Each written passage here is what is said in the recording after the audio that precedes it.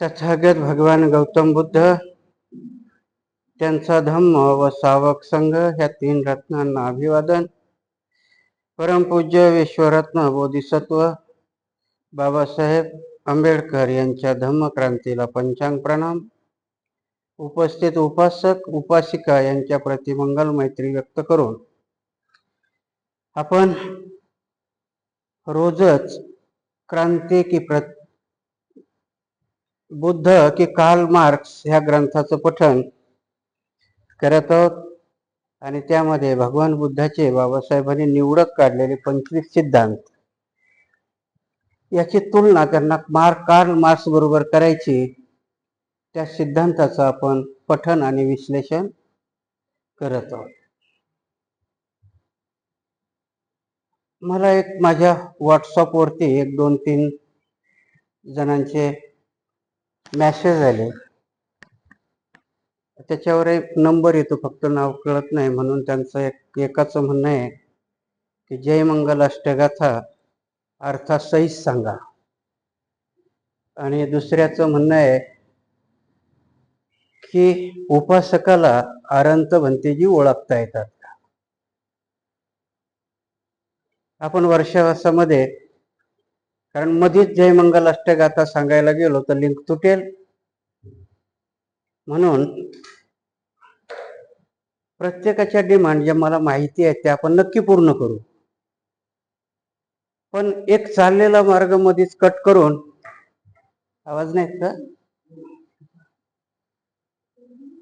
तर ते सातत्य तुटेल. म्हणून कधीतरी पौर्णिमा असेल किंवा एखाद्या महापुरुषाचा जन्मदिवस असेल, अशा कार्यक्रमामध्ये जय मंगल अष्टगाथा आपण सांगू. राहिला अरंत ओळखण्याचा प्रश्न, तर अरंतालाच अरंत ओळखल्या जाऊ शकतात.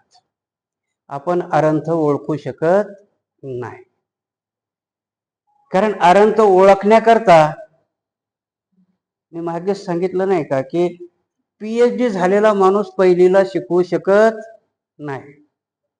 शक्यच नाही त्याला शिकवणं. ते पहिलीचं पोरग त्याच्या वर्गात बसणारच नाही, कारण पहिलीच्या पोराला शिकवायला DEडच मास्तर लागतो. म्हणून तसंच आहे, अरंत किंवा श्रोतागामी, सकृतागामी, अनागामी, अरंत, पच्चक बुद्ध हे ओळखण्याच्या क्रिया आपल्यामध्ये येण्याची पात्रता तीच आहे की जोपर्यंत अरंताला ओळखण्याकरता अरंतच व्हावं लागतं, कारण अरंत तसे ओळखल्या जात नाही.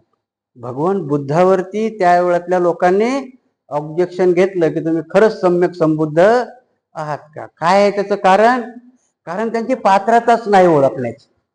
आणि म्हणून प्रत्येक सिद्धांत भगवान बुद्धांनी सांगितला की चांगलं किंवा वाईट ओळखण्याकरता, मला सांगा, दारू पिणाऱ्याला दारू पिणारा माणूसच चांगला वाटतो, आहे की नाही? किंवा खोटं बोलणाऱ्याला खोटं बोलणारा माणूसच चांगला वाटतो. आणि म्हणून कुशल आणि अकुशलाची व्याख्या करताना भगवान बुद्धही सांगतात की चोरी करणाऱ्याला चोरीचं ट्रेनिंग देणारा गुरु हा त्याचा चांगला वाटतो, अकुशल काम करणाऱ्याला कुशल काम करणारा कधीही आवडत नाही. आणि म्हणून भगवान बुद्ध सांगतात की भिक्षूला जर काम करायचं असेल तर, म्हणून कधी कधी काय सांगतात ना की करुणा कोणावर जास्त झाली पाहिजे. मी कालच बोललो माझं की जर समजा विहिरीमध्ये 2 माणसं पडलेत, एक धार्मिक आहे पण त्याला पोहता येतंय आणि एक अधार्मिक आहे तो बुडतोय, मग करुणा कोणावर निर्माण झाली पाहिजे? जरी तो अधार्मिक आहे पण तो बुडतोय. म्हणून बुद्धाचं तत्वज्ञान कळायला कठीण आहे आणि एकदा कळालं की खूप सोपं आहे. जेव्हा कळालं की ना की मग ते एवढं सोपं आहे की त्याला कुणीही आत्मसात करून सांगू शकतं. आणि म्हणून ऑनलाईन मला प्रश्न निश्चित विचारायचं काही अडचण नाही. मला माहिती असेल तिथपर्यंत मीच उत्तर देईन, मला नसेल माहित तर मी माझ्या गुरुला विचारेन, माझ्या गुरुलाही नसेल माहिती तर आपण पुस्तकं चाळू, आणि पुस्तकही चाळून नसेल होत तर मी हात जोडून म्हणेल की बाबा तूच शोध आणि तुला भेटलं की मला सांग. हा त्याच्यावरचा उपाय आहे. कुठेही अहगंड पाळण्यात किंवा न्यूनता पाळण्यात काहीही अर्थ नाही. आणि म्हणून भगवान बुद्धाचं पहिलं वचन आहे की आपण ऍक्सेप्ट केलं पाहिजे, त्याला स्वीकारलं पाहिजे. स्वीकारणं ही पहिली क्रिया आहे. आर्य सत्य दुःख आहे हे नुसतं वाचून नाही चालत, तर ते स्वीकारलं पाहिजे. स्वीकारल्यानंतर मग पुढचा मार्ग जाऊ. तुम्ही स्वीकारलंच नाही तर दुसऱ्या आर्य सत्याला किंमत राहत नाही. कारण लगेच दुसरा आर्य सत्य आहे की दुःख आहे पण त्या दुःखाला कारण आहे. जोपर्यंत तुम्ही दुःख स्वीकारणारच नाही तोपर्यंत कारण तुमच्या हाताशी लागणार नाही. आणि म्हणून बौद्ध धर्मामध्ये चर्चा ही खूप स्तुत्य मानल्या गेली, परंतु ती चर्चा निरर्थक विचारू नये आणि निरर्थक प्रश्नाचं उत्तर देऊही नये, की जे की बुद्धांनी पण नाही दिले. निरर्थक प्रश्नाला उत्तर नाही दिले. एक तर त्यांनी हसून टाळलं किंवा दुर्लक्ष केलं. आणि म्हणून आता तसे आपल्याला कोणी निरर्थक प्रश्न विचारत नाही, पण हे दोन्ही प्रश्न विचारलेले त्यांनी. नाव तुमचं काही आलं नाही म्हणून जे कोणी असाल तर तुमच्या त्या प्रश्नाची उत्तरं अशा कार्यक्रमामध्ये देता येईल. मध्येच थांबून आपल्या ग्रंथाची लिंक तोडता नाही येणार आणि अरंत ओळखायला पात्रता आपल्यात यावा लागते. आणि मग आजच्या परिप्रेक्षमध्ये जर म्हटलं तर अरंतच अरंताला ओळखू शकतात. आणि म्हणून आजपर्यंत कुठल्याही अरंताने दुसरा अरंत डिक्लेअर केलेला नाही आणि आपल्याला ओळखता येत नाही. आणि जी गोष्ट आपल्याला माहिती नाही, ग्रहित नाही, ती आपल्याकरता अस्तित्वात नाही. मग ते असेल तरी जेव्हा आपल्यालाच ते कळत नाही तर आपण त्याच्यावर खल करण्यात काही अर्थ नाही. कालचा सिद्धांत आपण बघितला होता की प्रत्येक कोणतीही गोष्ट अंतिम नसते. आणि काल आपण त्याच्यावरती केलं की त्या सिद्धांतामध्येच आहे की अंतिम तर नसते, पण चौकशी आणि परीक्षण यास ती पात्र असली पाहिजे. इथपर्यंत विश्लेषण आपण बघितलं. खालच्या तिथे लगेच आहे की कोणतीही गोष्ट अंतिम नाही. पहिल्याने अंतिम म्हटलं पण आजच्या सिद्धांतही अंतिम नाही. तर काल आपण जवळजवळ त्याचं सगळं विश्लेषण केलेलं आहे. आज आपण घेऊया की प्रत्येक गोष्ट कार्यकारण भावाच्या नियमाला धरूनच असते. आपण इथे जे बसलोत हे बसलोत पण एका कार्यकारण भावाला धरूनच बसलो. आता अध्यात्माचा कार्यकारण भाव समजावायला गेलं तर मला वाटतं तुम्ही याच्यातले अर्धे झोपाल.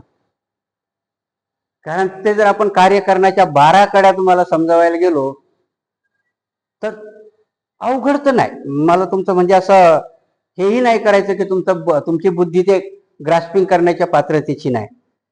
परंतु भगवान बुद्धांनी सांगितलेला कार्यकारण भाव की कुठल्याही गोष्टीला विनाकारण ती गोष्ट घडत नसते. आणि मग जी जर आत्ताच्या याच्यात आपल्याला समजावून सांगायचं असेल तर आपण करत असलेली प्रत्येक कृती, आपल्या आजूबाजूला घडत असलेली प्रत्येक घटना हिला काही ना काही कारण असतं. मग ही कारण शोधायची तर कशी शोधायची? कधी कधी काही कारण माणसाला सापडत नाही. त्याचं एक उत्तम उदाहरण सांगतो की मी चांगला वागतो पण माझ्याच बाबतीत वाईट का घडतं? आहे का ना, प्रत्येकाच्या पुढे पडलेला प्रश्न आहे. मी तर चांगलं वागतो, बाई म्हणते मी सकाळीच उठून सासूबाईला बरोबर चहा करून देते, पण मेली संध्याकाळपर्यंत शिव्याच देते. कारण काय? अजून काही सापडलं नाही. आयुष्यामध्ये वागत असताना काही कारण सापडत नाहीत. म्हणून कारणच नाहीत का? मग तर भगवान बुद्धाचा सिद्धांत खोटा ठरेल. कारण प्रत्येक कारण शोधायला कार्यकारण भावाचा मेंदू तिथपर्यंत सक्रिय असला पाहिजे की माझ्याच बाबतीत का वाईट घडतं, मी चांगलं करतो हा आपण घेतलेला निर्णय चांगलं करतो याची परीक्षा आपण केलेली आहे का? कारण प्रत्येक गोष्ट मी जसं काल उदाहरण सांगितलं की प्रत्येक बाईला आपलाच मुलगा चांगला वाटतो, दुसऱ्याचा मुलगा चांगला वाटत नाही. माझा मुलगा चुकच करत नाही, जेव्हा एकदा तिने तिच्या मेंदूत ठरवून ठेवलं तर मग त्या पोराच्या वाईट वर्तणुकीचं कारण तिला सापडणं अवघड आहे. आणि म्हणून कार्यकारण भावाचा सिद्धांत जर काढायचा असेल तर निपक्षपातीपणे तुम्हाला तुमच्या वागण्याची, चालण्याची, शरीराची, अध्यात्माची, राजकारणाची, अर्थकारणाची व्याख्या करता आली पाहिजे. कधी कधी असं होतंय की मीही त्याच नोकरीला आहे, माझा दोस्तही त्याच नोकरीला आहे, माझं पत्र्याचं घर मला बदलता आलं नाही, माझ्या मित्राच्या घरी बंगल्यासहित मर्चरीज गाडी दारात उभी राहिली, कारण शोधायला गेला तर सापडत नाही. चांगल्या मनाचा माणूस चांगल्या मनानेच विचार करतो, कारणही अशी असतात. म्हणून बुद्ध, मी इथेच सांगितलं की आता माझी अशी अडचण झाली की मी उदाहरण त्या विहारात दिलंय की इथं दिलंय, माझ्या डोक्यात काही जमत नाही. मग कधी कधी तिथं सांगितलेलं तिथंही डबल सांगून टाकतो, इथेही डबल सांगतो. म्हणून असं डबल आलं की आपण समजायचं की भंतीजीचा थोडा गोंधळ उडालेला आहे. तर त्या कारणाकरता की मी जसं सांगितलं की आपल्याला कळत नाही. एका भंतीजीचं उदाहरण मी तुम्हाला दिलं होतं की त्रिपिटकामध्ये ही कथा आहे की आता जसं तुम्ही चौक्याला जाताना भिक्षू मागता की विहारात आम्हाला वर्षावासा करता भिक्षू द्या, तसं त्यावेळेस एवढी विहार होती का? नाही. पण त्यावेळेसच्या नगर श्रेष्ठी किंवा त्यावेळेचा श्रीमंत माणूस वर्षावासामध्ये भिक्षू करता व्यवस्था करायची. आपलं जर मोठं घर असेल तर एक घर भिक्षूला द्यायचे 3 त्या वर्षावासा करता, नसेल तर मग बाजूलाच कुटी बांधायचे आणि त्यांची ती सेवा करायची. सेवा म्हटल्यापेक्षा त्यांच्याकडनं धम्मही ऐकायचे. असंच बुद्धाच्या वर्षावासाच्या वेळेस जेतवनामध्ये वर्षावासाच्या पहिल्या दिवशी श्रावस्ती मधले श्रेष्ठी राजे सगळे लोक भगवंताकडे आले, तुमच्याकडे संघ आहे तर एक एक उपसंपादित भिक्षू आमच्याकडनं प्रत्येक जण घेऊन जात होता. जशी भोजनाची पद्धत होती तशी तीही पद्धत होती. आणि त्या सभेला एक गणिका म्हणजे वेश्या, ती पण आली होती आणि तिनेही एका भिक्षूची मागणी केली. प्रत्येकाकडे भिक्षू जात होता, त्यावेळेस कोणाच्याच मनात खळबळ उडत नव्हती. पण जेव्हा गणिकेने भिक्षू मागितला की 3 महिन्याच्या वर्षावासा करता माझ्याकडे पाहिजे, माझ्याकडे मोठा महाल आहे, त्यावेळेस साध्या उपासकाच्याच काय पण भंतीजीच्या मनातही गोंधळ निर्माण झाला. आता गोंधळ निर्माण काय होता की 3 महिने राहायचं वेशीच्या घरी. प्रत्येक जण विचार करत होता की ही बाई भंतीजीला बिघडवणार. भगवान बुद्ध परचित्तगामी होते, कार्यकारण भाव सांगतो तुम्हाला. आणि त्यावेळेस एका भंतीजीकडे बोट करून त्यांना उभं राहायला सांगितलं आणि सांगितलं तुम्ही जा आयुष्याबरोबर. सगळ्या जणाला पंचायत पडली आणि ते भंतीजी नेमकेच 2 महिने झाले दीक्षित झालेली होती. सगळ्या लोकांचं आता बुद्धाला विचारायचं कसं? बुद्धाला सगळ्यात विचारायचं डेअरिंग करणारे कोण होते? आनंद. आता या सगळ्याची कुजबूज सारी झाली. ते भंतीजी उठले, तिच्याबरोबर निघून गेले आणि मग सगळ्या भंतेजीने आनंदाला विचारलं हे काय प्रकरण झालं? म्हणे बा तुम्हीच सांगता की ब्रह्मचर्य पाळलं पाहिजे आणि वेशेच्याच घरी भंतेजी पाठवले 3 महिने, त्या भंतेजीचा तर विचार करायला पाहिजे होता. आनंद जातात भंतेजी भगवंताकडे आणि भगवंताला विचारतात. भगवंत हसतात, स्मित हास्य करतात आणि ते म्हणतात की सगळ्याच घडलेल्या घटनेचे कारण सापडत नसतात, याचं कारण तुम्हाला 3 महिन्यांनी कळेल. जेव्हा वर्षवास संपेल तेव्हा तुम्हाला याचं कारण कळेल. सगळे जण आपापल्या वर्षावासात असतात, पण 3 महिने सगळ्याचं लक्ष त्या गणिकेकडे आणि भिक्षूकडे असतं. म्हणून त्या सगळ्या उपसंपादित भिक्षू येणाऱ्या आपल्या सामनेराला काही बरोबर शिकू शकत. अशीच आपल्यालाही काळजी कोणाची असते? आपलं देतो सोडून त्याचं कसं होईल, हीच कथा त्यांची होती. आणि 3 महिन्यानंतर सर्व भिक्षू जेतवनात आले, त्याची वाट पाहायला लागले. थोडासा उशीर झाला आणि सगळ्याला वाटलं हे कामातून गेला. परंतु ते भंतीजी येताना एकटे आले नाही, त्यांच्यासोबत ती गणिका होती. गणिकेच्या डोक्याचं मुंडन केलेलं होतं आणि तिच्या अंगावर चिवर धारण केलेलं होतं. कारण सापडलं की काय होतं कारण बुद्ध परचित्तगामी होते, त्यालाच उठवलं आणि त्यांना माहिती होतं की ह्या गणिकेला ह्या 3 महिन्यात प्रवर्जित करण्याची ताकद फक्त त्याच्यात आहे. सगळ्याचा विचार होता की ही गणिका याला बिघडवेल, कुणीच त्याच्यावरती विश्वास नव्हता ठेवला की याच्यामध्ये किती श्रद्धाबळ आहे. भगवंतानी त्याच्यावर जर विश्वास टाकला तर त्याच्यात ते बल होतं म्हणून टाकला. आणि म्हणून कधी कधी आपणही चुकीची व्याख्या करत असतो, म्हणून कारण सापडत नाही. माझ्याच बाबतीत का होतं तर आपण त्या भिक्षू सारखं बघत असतो. कारण त्या भिक्षूवर विश्वास नव्हते ठेवत कोणी, सगळेजण त्याच्या गणिकेवर विश्वास ठेवत होते की हीच बिघडवेल याला. ऍक्च्युली विश्वास कोणावर ठेवायला पाहिजे? भिक्षूवरती. कारण त्याच्यामध्ये तेवढी ताकद होती की बिघडलेल्या माणसाला आजही भिक्षूवर थोडाफार विश्वास काय तर त्यांच्या चारित्र्यामुळे, त्यांच्या शील धारणेमुळे.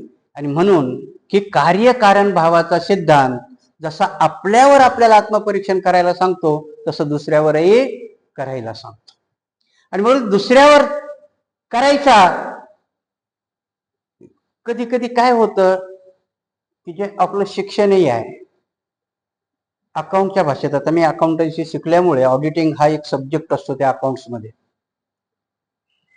आणि त्या ऑडिटिंग मध्ये त्या चॅप्टरमध्ये परीक्षण हा चॅप्टर असतो आणि त्याच्यात पहिलीच लाईन असते की तुम्ही सगळ्या हिशोबाकडं शंकेने पहा. ऑडिटरला पहिला धडा काय असतो? त्याच्याकडे शंकेनं पहा. पोलिसाच्या ट्रेनिंग मध्ये पहिला धडा असतो की येणाऱ्या माणसाकडे आरोपी म्हणून पहा. कारण तुम्ही जर पहिलंच त्याच्याकडे सदाचारी पाहिलं तर तुम्हाला गुन्ह्याचा शोध लागणार नाही. कारण आरोपी म्हणून बघाल तर त्या टाईपचे प्रश्न तुम्ही त्याला विचारा. आणि म्हणून कार्यकारण भावाचा सिद्धांतही त्याच्या जवळच जातो की कुठल्याही गोष्टीचं कारण शोधताना, कारण कारण जर नाही शोधलं तर त्याचं उत्तर मिळत नाही. कारण शोधल्यावरच आपल्याला उत्तर मिळतं. आणि मग माझी धम्मदेशना मी तुम्हाला ह्या जगात घेऊन येतो की आता आपल्या आजूबाजूला घडणाऱ्या गोष्टीचे कारण आपण शोधली पाहिजेत की नाही, तर तो उत्तर मिळतील. मग काय घडतंय आमच्या आजूबाजूला आणि आमच्या आजूबाजूला घडणाऱ्या कुठल्या गोष्टीकडे आम्ही लक्ष दिलं पाहिजे. की जर मी वैयक्तिक म्हणून आहे तर माझ्या कुटुंबात किंवा माझ्या बाबतीत जर घडणाऱ्या घटना आहेत तर याची कारणं मी शोधली पाहिजेत. जर माझ्या घरामध्ये भांडणं होत असतील, वादविवाद होत असतील, पती पत्नीमध्ये पटत नसेल, बुद्ध म्हणतात की कुठलंही गोष्ट विनाकारण घडत नाही, तर मग मात्र त्याचं कारण, आपल्या वादाचं कारण आपण शोधलं पाहिजे. ह्या वादाला कारण काय? मी तर नाहीये. सुरुवात माझ्यापासून करायची. आणि म्हणून सांगितलं ना की माझ्यातले दोष मला कधी जास्त सापडत नाही. दोष हे दुसऱ्याचे आपल्याला लवकर दिसतात. चुकीचं कोण वागतंय हे आपल्याला लगेच कळतं, आपल्या स्वतःच्या बाबतीत कळत नाही. आणि म्हणून स्वतःच्या बाबतीतले दोष जर कळायचे असतील तर दुसऱ्याच्या मताला किंमत देणं शिकलं पाहिजे. कारण आपल्याला, म्हणून म्हणतात ना की टीकाकार, संतांच्या अभंगामध्ये खूप मोठी ताकद असते. म्हणून तुकाराम महाराज काय म्हणतात की निंदकाचे घर असावे शेजारी, तेने मुक्तिचारी साधी यायला.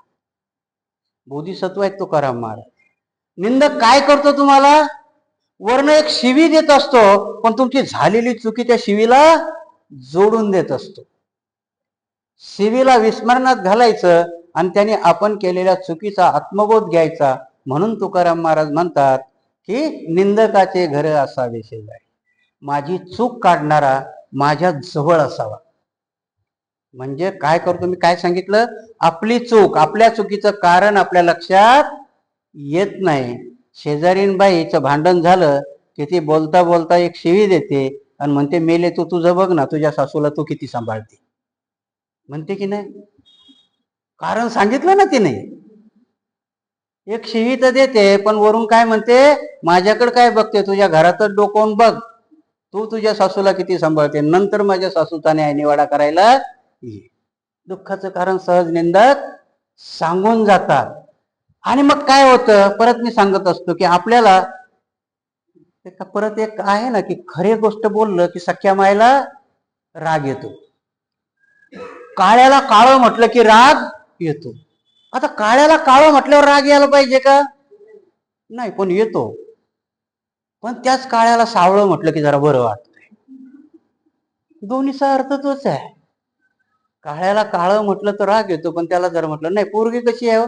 हा जरा काय आहे पण सावळी आहे, काळी म्हणायची सोय नाही, कारणाची गोष्ट काढायची सोय नाहीये. आणि म्हणून भगवान बुद्ध म्हणतात की निरपेक्षपणे आपल्याला कुठल्याही गोष्टीचं विश्लेषण करता आलं पाहिजे. काय अडचणी आहे सध्या आपल्या, का पटत नाही आपल्या एकमेकाशी? कारण आपण निरपेक्ष होऊच शकत नाही, आणि निरपेक्ष होत नाही म्हणून आपल्याला सच्च कारण सापडत नाही. आपल्यातला दोष जर शोधायचा असेल तर आपल्याला पूर्ण आत्मदीप व्हावं लागतं. आपल्याला आत्मप्रेरित झाल्याशिवाय किंवा माझी चिकित्सा मी केल्याशिवाय कुठलाही दोष देणार नाही. मला दुसऱ्याने काळं म्हटलं, मला राग येण्याचं कारण का होतं? कारण मी मला स्वीकारलेलंच नाही. जेव्हा मी स्वीकारतो काळा आहे त्यावेळेस वाटतं ना ठीक आहे, काळा तर काळा बाबा, नाव नसेल येत तुला. आणि म्हणून मग आपल्याला दुनियेमध्ये आपण अदृश्य शक्तीच्या पाठीमागे लागतो. कुठल्याही गोष्टीचं कारण नाही सापडलं. देव का आले तुमच्या घरात? तुमच्या दुःखाचं कारण तुम्हाला सापडलं नव्हतं, बाबासाहेबाला सापडलं. आणि म्हणून बाबासाहेबांनी सांगितलं की अरे बाबा, दुःखाचं कारण खरं हा देवच आहे, ज्याला तू कवटाळून बसला असते. हे कारण जेव्हा सापडलं, विश्वास बसत होता का आपल्या बापदाद्यांचा? नव्हता बसत. कसं असेल? शास्त्रात सांगितलंय की सरस्वती म्हणते की महाराणी शिकू नये, अस्पृश्याने शिकू नये, ती देवी म्हणते. हे कारण शोधायला बाबासाहेबाला खूप वेळ गेला. कितीतरी पिढ्या आम्ही जन्माला आल्यानंतर 5वी करतात, हे माहितीये का तुम्हाला? बाळ जन्माला आल्यानंतर 3 विधी असायचे. बाई बाळांत झाली की 5वी असायची.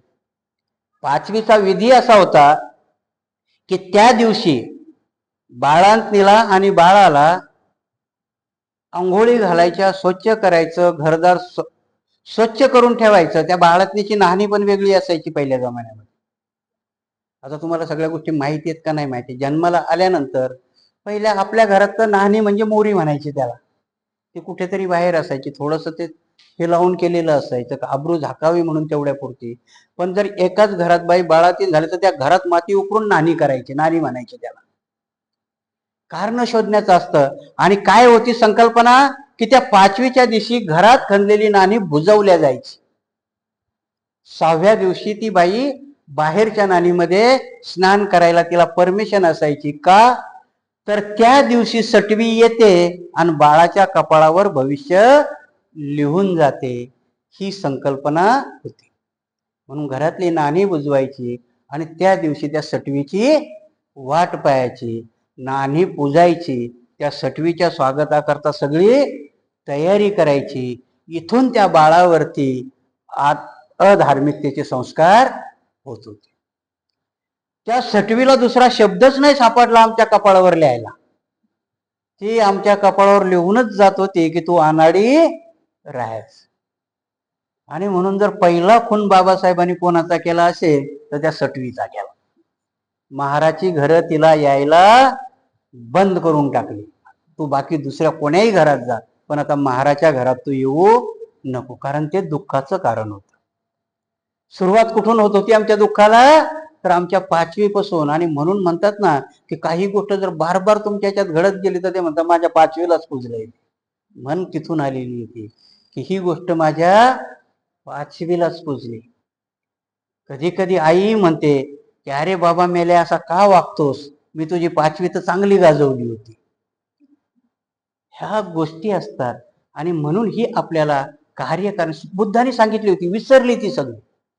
आणि आपल्या डोक्यात देव जावा, आपलं कारण, आपल्या दुर्गतीचं कारण आपल्याला सापडू नये म्हणून आपल्याला हे सगळे विधी दिले होते. ते पहिले बुद्धाने बंडखोरी केली, कबीरानेही केली. कबीरही म्हणतो, कबीर तर एवढा आहे की त्या काशीच्या तिथे उभा राहून म्हणतो की पाथर पूजे हरी मिले तो मैं पूजू पहाड.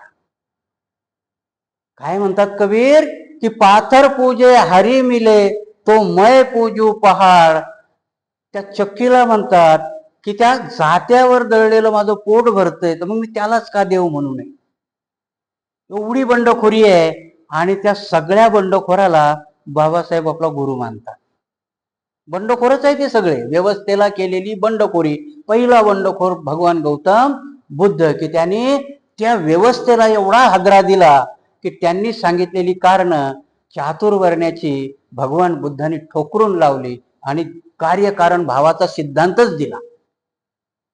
आणि त्यांनी एवढं पटवून सांगितलं की नुसत्या तुमच्या स्थितीलाच कार्यकारण भाव लागू होत नाही, तर ह्या वनस्पतीला, ह्या प्राण्याला, ह्या सगळ्यांना जगात येण्याकरता कार्यकारण भावाशिवाय दुसरं काही नाही. एवढंच काय, पण भगवान बुद्धांनी ज्या प्रश्नाला उत्तर नाही दिलं, पण कृतीतून सांगितलं की ही पृथ्वी पण कार्यकारण भावानेच निर्माण झालेली. आणि पहिला बंडखोर.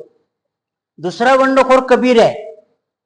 कबीर त्यावेळेच्या नुसत्या पंड्यालाच नाही तर मुसलमानालाही म्हणतो, पाथर पाथर पूजे मंदिर मस्जिद लई बनाए, चबूतरे पे चढके बाग देवे बहिरा हुआ खुदाय. त्या अल्लालाही तो नाव ठेवतो की म्हणतो एवढा जोरात आजान देतो तर तुझा अल्ला का बहिरा आहे का म्हणतो.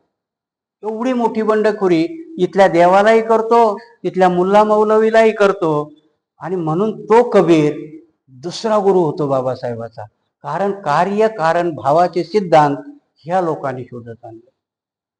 तिसरे महात्मा ज्योतिबा फुले. ते तर एवढे क्रांतिकारी आहेत. तुमच्या माहिती करता सांगतो की बामणाचं कसब या ग्रंथामध्ये महात्मा फुले लिहितात की त्या ब्रह्मदेवाला मी काय म्हणावं. कारण ब्रह्मदेवाला जर बाई म्हणावं तो याने 4 जनाला जन्म दिला. तो येतो, एकाला तोंडातून दिला, एकाला हातातून दिला, एकाला मांडीतून दिला, एकाला पायातून दिला. कारण जन्म देण्याचं कॉन्ट्रॅक्ट बाईकडे. मग जर आता याला माणूस म्हणावं तर यानं 4 ठिकाणाहून माणसाला जन्म दिलाय, आणि याला बाई म्हणावं तर यानं स्वतःच्याच पोरीवर बलात्कार केलाय. मग आता याला म्हणावं तरी काय. मी माझे शब्द नाही, पाहिजे तर घरी जाऊन ते पुस्तक वाचा. आणि महात्मा फुले शब्द वापरतात. मी याला बाई म्हणू शकत नाही, याला माणूसही म्हणू शकत नाही, म्हणून मी याला रांड्या राघोबा म्हणतो. हे महात्मा फुलेचे शब्द आहेत, माझे नाही. बामणाचं कसं पाहिजे तर याच्यात जाऊन तुम्ही वाचा. कारण का महात्मा फुलेला कार्यकारण भाव सापडला होता की एका वरातीमध्ये जातो, हा रोजचा मित्र माझ्या बरोबर राहतो, मला त्याचं काही वाटत नाही, पण याच्या लग्नातून मला का हकललं, याचं कारण काय. तर याचं कारण त्यांना मनुस्मृतीमध्ये सापडतं. आणि मग पहिला बंडखोरी महात्मा फुले करतात. आणि तिथे मग त्यांचे पुस्तक तुम्ही वाचलं, एवढे सुंदर पुस्तक आहे, वाचा त्यांचे.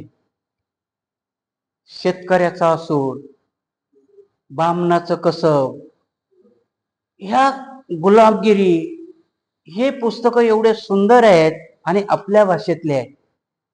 आणि म्हणून मग ह्या कार्यकारण भावाचा सिद्धांत कधी कधी काय होतंय, आमचे भंतेजी लोक जड करून सांगतात याला. बुद्धांनी एवढा सोपा करून सांगितलेला कार्यकारण भाव की जेव्हा किसा गौतमी आपल्या पोराला, मेलेल्या पोराला बुद्धाकडे घेऊन येते, तिला कळतच नाही हा का मेला. तिला वाटतं नव्हता मरायला पाहिजे, एवढ्या उशिरा मला झाला, नवसानी झाला, लहान आहे.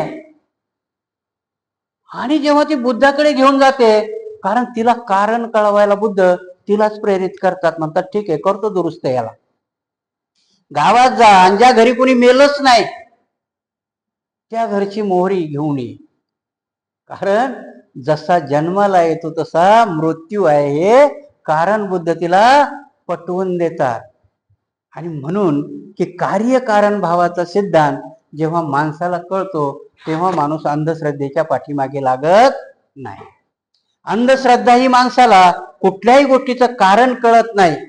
आमच्याही बाप दाद्याला आमच्या दारिद्र्याचं कारण कळत नव्हतं, म्हणून बिन तोंडाचे, बिन हाताचे, बिन पायाचे देव आमच्या देव्हाऱ्यात होते. कारण त्यांनी सांगितलं होतं की याला नमस्कार तर तुम्हाला काहीतरी मिळेल. जे भगवान बुद्धांनी सांगितलं की तुला तुझीच मेहनत करायची.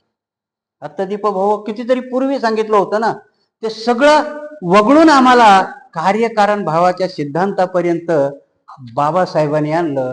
आणि म्हणून पहिल्या कारणाला की आमच्या कपाळावर लिहिणारी ती सटवाई बाबासाहेबांनी घराच्या बाहेर हक्कली. पहिलं कारण आम्हाला शोधून केलं की आमच्या दारिद्र्याला किंवा आमचं नशीब लिहायला सटवाईची गरज नाही. मला जर या दारिद्र्यातून वर यायचं असेल तर मला सुस्तपणाने राहून नाही तर मला माझी मेहनत केली पाहिजे, ह्या कारणाचा शोध लागतो. आता आपण जर इथं आलो तर आता आपल्या अवतीभोवती काय घडतंय? कुटुंबातून आम्ही समाजात या कार्यकारण भाव समाजातही लागतो. काय आहे या समाजाचा कार्यकारण भाव? कारण कुठलाही समाज उन्नत व्हायला त्या समाजात किती नैतिकता आहे. कुठल्याही समाजात जर नैतिकता नसेल तर तो समाज कधीही उन्नती करू शकत नाही. आणि म्हणून मी माझ्या घरातून बाहेर आले तर समाज नैतिक आहे का, आणि नसेल तर त्याला काय कारण आहे हे आम्हाला शोधता आलं पाहिजे. आज आम्ही शोधायच्याच प्रयत्नात नाही. का आमच्या समाजाची ही गत आहे? तर आम्ही आमच्या अधोगतीची कारण शोधत नाही. कारण शोधलं की त्याच्यावर उपाय सापडतो. आणि म्हणून भगवान बुद्धांनी हा सिद्धांत आमच्या पुढे फक्त वाचाय करता दिला का? नाही. माझ्या परत बाबासाहेब म्हणतात की धर्म आणि धम्म याच्यामध्ये काय फरक आहे? तर धर्म तुम्हाला जुन्या गोष्टीवर थांबायला सांगतो. मनुस्मृती तुम्हाला मागच्या जन्माचं कर्मफळ आहे ते भोगायला सांगते. धम्म नाही सांगत. धम्म सांगतो की तुझ्या आळसामुळे तुझं दारिद्र्य आहे. तो कुठल्या तरी गोष्टीवर विश्वास ठेवून थांबलास म्हणून तुझा भौतिक सुखामध्ये कमी आहे. बाबासाहेब म्हणतात की भौतिक सुखाला जर आपल्याला विकसित करायचं असेल तर तुमचं अध्यात्मही तेवढं विकसित असलं पाहिजे, आंधळं असता कामा नये. म्हणून बौद्ध धम्मामध्ये हे सिद्धांत काय कार्ल मार्क्सला रिलेटेड करायचे. म्हणून भगवान बुद्धांनी कधीही माणसांना आळशी बनायला नाही सांगितलं. तुझा उद्योग तू केलाच पाहिजे. भिक्षूलाही बघा, माझी पहिल्यांदा एक कल्पना होती, तुमच्यासारखंच मी भिक्षूचं हेट करत होतो. माझी बी व्याख्या होते की ज्याला काम करायचा कंटाळा आहे तो भिक्षू होतो. आता भिक्षू झाल्यावर मला कळते की नाही तुमच्यापेक्षा आम्हाला जास्त काम करावं लागतं. कारण भिक्षूलाही भगवान बुद्ध सांगतात की दुसऱ्याने मागितलेली जी भीक असते, तू जर भीक म्हणून मागशील तर मग मात्र तू आळशी होशील. चारिका म्हणून जर मागशील तर मग मात्र तू आळशी होणार नाही. म्हणून आजपर्यंत मी जिथेही चारिकेला जातो, कुठल्याही घरी मला साधारणतः मीच गृहस्थ आश्रमात असताना आमच्या दारात जर एखादा भिकारी आला की आम्ही उद्धटपणा म्हणायचो, बाबा माफ करा. याचा अर्थ काय होता? माफी नव्हती, ती उद्धटपणा होता की माफ करा, जा पुढे. आणि परत अंतर्मनात असतं एवढा मोठा टोनग्या दिसतो, काम करायला काय झालं, हातून असतं ते. परंतु आता मी चारिका करतो, 5 वर्षाच्या आयुष्यामध्ये हा शब्द माझ्या कानावर नाही आला. चारिका दिल्यानंतर हात जोडणारेच मला दिसले.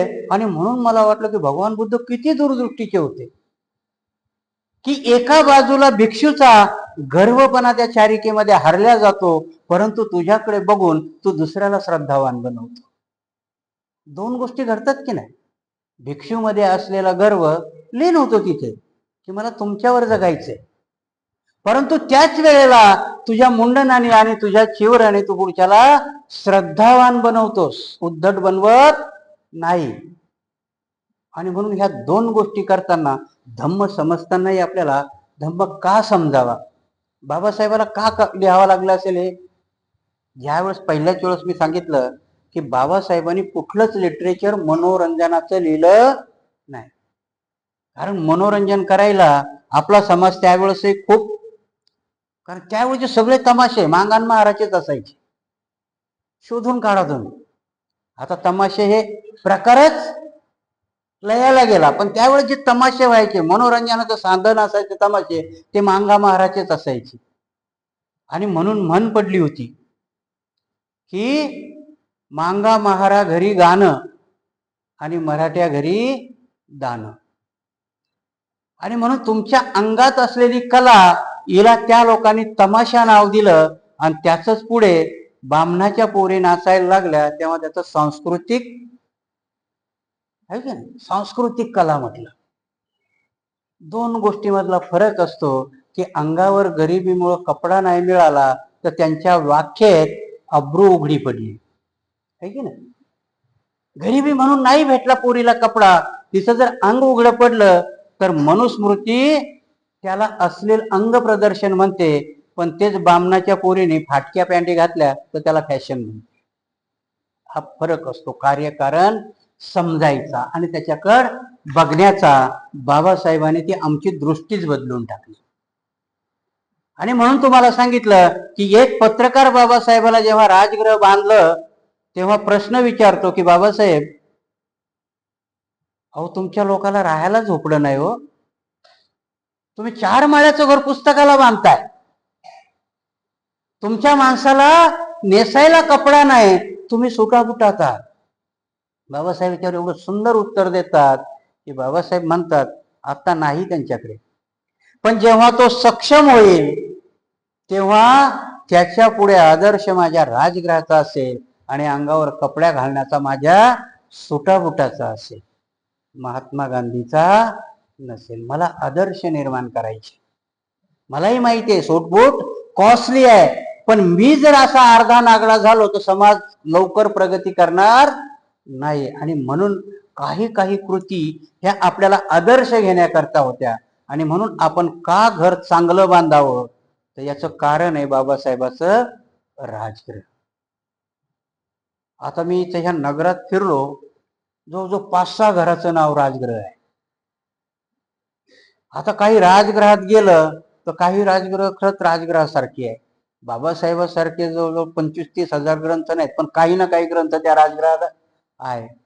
पण काही घरात एक ग्रंथच नाही, मग त्याला राजगृह म्हणता येईल का? आम्ही काही गोष्टी ह्या घेतल्या पाहिजे की मी मागच्या प्रवचनातही म्हटलं होतं की काही काहीच्या घरात ग्रंथ आहेत पण वाचत नाही, आणि काही काहीच्या घरात ग्रंथ नाही आहेत पण मात्र अभ्यास भरपूर आहे, त्याला माहिती आहे. कशी व्याख्या करावी, कसं कारण शोधावं हे कळत नाही. आणि म्हणून की आत्ताच्या परिस्थितीमध्ये आम्ही बघत असताना मी नेहमी उदाहरण देत असतो, समाज जर सुधारायचा असेल तर अजून आमच्या डोक्यामध्ये तेवढी निपक्षपातीपणा आला नाही. आम्ही पक्षपातीच आहोत आणि असणं काही वाईट नाहीये. एका बाजूचा पक्ष घेऊन चालणं वाईट नाहीये, पण तो घेतलेला पक्ष चांगला असावा. मी ज्याचा पक्ष घेतोय तो पक्ष चांगला असावा. पक्षपाती बनू नका मला नाही म्हणायचं, पण तुम्ही ज्याचा पक्ष घ्याल. म्हणून समाज सुधारवण्याकरता कशाचा पक्ष घ्यायचा, तो समाज बनतो तो माझ्यापासून. मी समाजाच्या जर बाजूला गेलो, एखाद्या सफेद कपड्यावरती पूर्ण रंगात बुडवला तर तो विकृत दिसतो का? नाही, तो त्या रंगात नाहून दिसतो. पण सफेद कपड्यावर नुसते डाग उडवले तर खराब दिसतो ना. तसंच आहे, त्या समाजामध्ये राहणारी आणि वाईट वागणारी माणसं त्या समाजावर शिंपडलेले डाग आहे. आणि म्हणून त्या समाजाला जर स्वच्छ करायचं असेल तर मी एका रंगात आलो पाहिजे. म्हणजे मला समाज एका सूत्रात करता आला पाहिजे. कसा करता येईल की दुसऱ्या तिसऱ्याला कोणालाही मदत नका करू, पण तुमच्यामध्ये तुम्ही सक्षम आहात तर तुमची मावस बहीण, आत्या बहीण, आत्या भाऊ कोणी तर गरीब असेल, त्या गरीबाला सक्षमतेत आणण्याकरता त्याच्या पोराच्या शाळेची फीस भरा, मग तुम्हाला दारिद्र्याचं कारण सापडेल. त्याला हात द्या, रक्ताच्या नात्याला हात देऊन वर आणा. प्रत्येकाला एक एक रक्ताचं नातं आहे. आणि म्हणून समाज सुधरवायला वेळ लागणार नाही, कारण शोधायला वेळ लागणार नाही. आणि म्हणून मी माझ्या नातेवाईकाकडे बघताना वरच्याकडे बघितल्यापेक्षा खाली डोकावलं पाहिजे. समाज ऊर्ध्वगतीला गेलेला समाज मनोऱ्यावर पोहोचल्यानंतर परत दुसऱ्या बाजूने शिडी नसते, एक तर तिथे थांबावं लागतं किंवा खाली उतरावं लागतं. याचं भान जर आपण ठेवलं तर प्रत्येक श्रीमंत माणसाने भान ठेवावं की आता याच्यावर काही नाही. आणि इथेच जर राहायचं असेल तर मग मात्र खालच्याला सांभाळलं पाहिजे, नाहीतर मग काही दिवसांनी हे खालचेच मला खाली दिसते. सृष्टीचा नियम आहे. पीकला गेलेला माणूस कुठल्याही घाटामध्ये जा, जसं घाटाला चढण असतं तसं उतारही असतो. काही उतार लगेच लागतात आणि काही नंतर लागतात. ज्याच्याकडे गाड्या आहेत त्यांनी आजमावून बघा, जे पायी चालतात त्यांनी आजमावून बघा, की निस्ता चढ नाही, चढाला उतार येतो. तो काही अंतरावर असतो, काही लगेच असतो. आणि म्हणून कारणही तशीच आहेत, की माझ्या वाईटाकरताही कारण आहे आणि माझं चांगलं काम होण्याकरताही कारण आहे. फक्त ते आपल्याला शोधायला वेळ लागला पाहिजे. आणि मग आता माझ्या बाबासाहेब 3 गोष्टी करायला सांगतात, कारण बाबासाहेब धर्माकडे डोळसपणे बघतात, अंधश्रद्धेप्रमाणे नाही. बाबासाहेबाला बुद्ध धम्म फक्त त्रिपिटक वाचाय करता स्वीकारलेला नाही. माझ्या अशा प्रवचनावर आमच्या भिक्षू लोकांना राग येतो, येऊ द्या. पण बाबासाहेब स्पष्ट शब्दात सांगतात की तुला जर तुझ्या भौतिक परिस्थितीचा विकास करायचा असेल तर धर्माच्या पायावर मजबूतीने उभं राहणं, अंधश्रद्धेने नाही. जोपर्यंत धर्माचा पाया मजबूत होत नाही, कारण हे बाबासाहेबांच्या लक्षात आलं होतं आणि म्हणून बाबासाहेबांनी बौद्ध धर्म स्वीकारला. कारण हा पाया जर मजबूत झाला तर ह्या तिन्ही इमारती उंच होतील तुमच्या, सामाजिक, आर्थिक आणि राजकीय. ह्या तिन्ही इमारतीला पाया मात्र तुमचा बुद्ध धम्माचाच आहे. जोपर्यंत हा पाया मजबूत, काय विस्कळीत आहेत आपल्या सगळ्या गोष्टी, आजही आपण राजकीय दृष्ट्याही मजबूत नाही. कारण त्या राजकारणात बघा, वाईट गोष्टही जर खाली पायात मजबूत असेल तर त्यांच्या इमारती मजबूत होतात. RSSच्या पायावरती बीजेपी 100 वर्षांनी मजबूतपणानं उभी आहे. त्यांच्यातले आर्थिक लेवलचे तुम्हाला माहिती आहे, आता प्रियांक खरगे त्यांची संस्था रजिस्टर करा म्हणून मागे लागला. 10 वर्षापूर्वी बाळासाहेब आंबेडकर हेच म्हणत होते. तुम्हाला जर आठवत असेल तर काँग्रेसला तेच म्हणत होते की ह्या RSSला कायद्याच्या चौकटीत आणा. त्यावेळेस बाळासाहेब आंबेडकरांची सगळ्यांनी खिल्ली उडवली की बाळासाहेब RSSची बी टीम आहे. राजकीय आपला प्लॅटफॉर्म का उभा राहत नाही, तर आम्हाला ती कारण शोधण्याची आमची आध्यात्मिक पाया मजबूत नाहीये. म्हणून आम्ही सगळ्यांनी बाळासाहेबाला बी टीम म्हटलं. मी बाळासाहेबाचा प्रचारक नाही, असं नका समजू की मी बाळासाहेबाचा प्रचारक आहे. काही गोष्टीत मला प्रचारक व्हावंही लागेल, कारण काही गोष्टी सांगताना आम्हाला त्या लक्षात नाही आल्या. पण आता आमच्या घटनेवरती हल्ला होतोय, याला कारण काय? कारण त्याला कारण ते कायद्याच्या चौकटीत नसल्यामुळं बेधुंद पैसा जमा करणं आणि बेधुंद बीजेपीला पोचवणं हे त्यांना शक्य झालं, तुम्हाला नाही झालं. काशीरामने बामसेप नावाची संस्था काढली. कोणाचं संघटन होतंय? कर्मचाऱ्यांचं.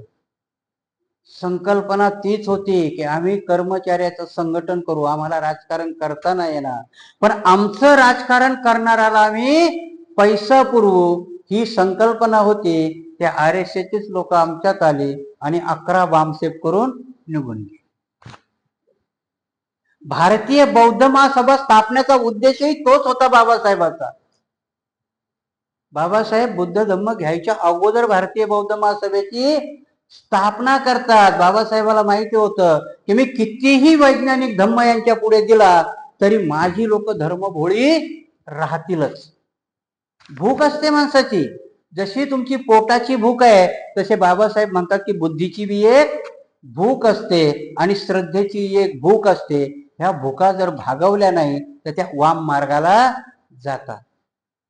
जर पोटाची भूक भागली नाही तर माणूस चोर होतो आणि बाई स्वतःचं शरीर विकायला लागते. कारण काय असतं? पोटाची भूक असते. पैसा मिळाला नाही तर माणूस चोर होतो. तसंच बुद्धीची भूक जर भागली नाही तर माणूस अंधश्रद्धेच्या मागे जातो, कारण मग त्याला ज्ञानच मिळत नाही. आणि म्हणून ह्या सगळ्या भूका जर भागवायच्या असतील तर त्या गोष्टी कुशल पद्धतीने मिळाल्या पाहिजे.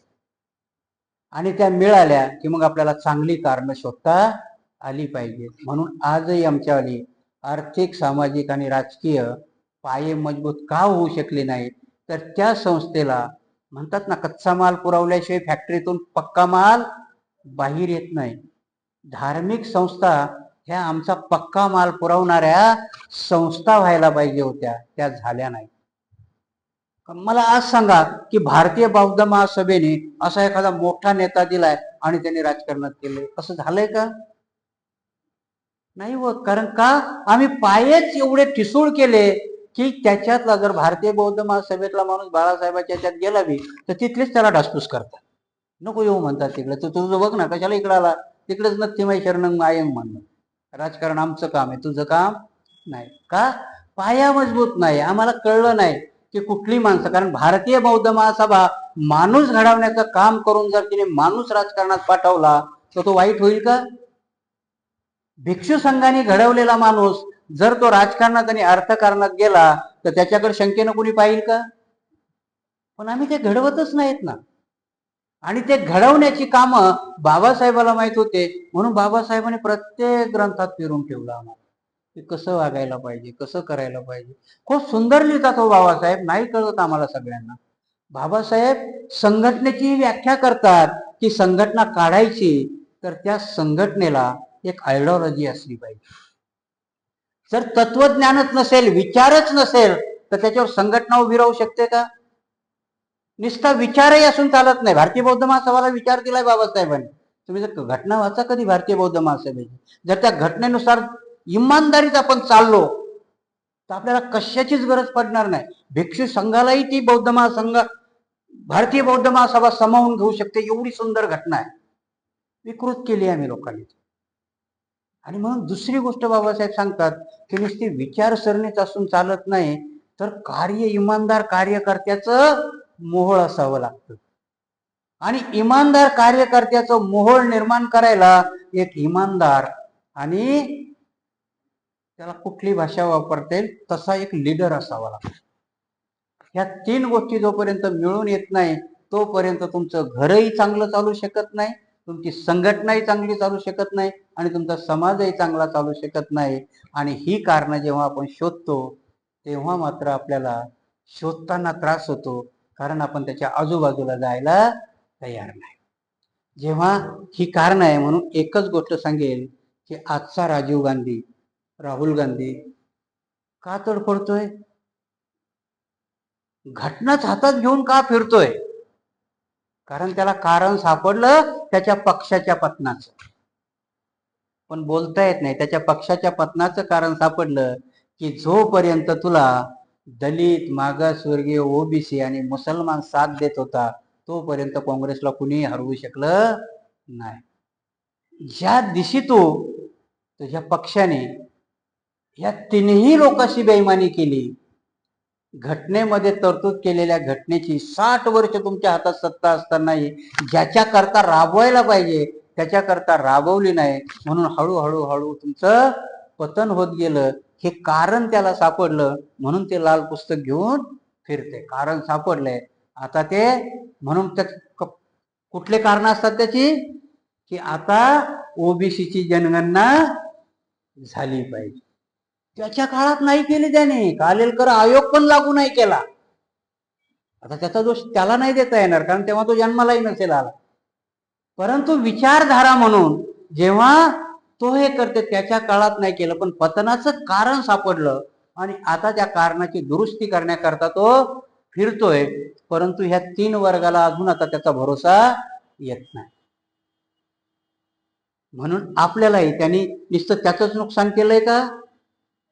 आणि म्हणून बाबासाहेब म्हणतात की अन्याय करणारापेक्षा अन्याय सहन करणारा जास्त दोषी आहे. एवढं अर्धच वाक्य आपल्याला माहिती आहे. बाबासाहेबाचं पुढचं वाक्य आहे ते कोणीच सांगत नाही.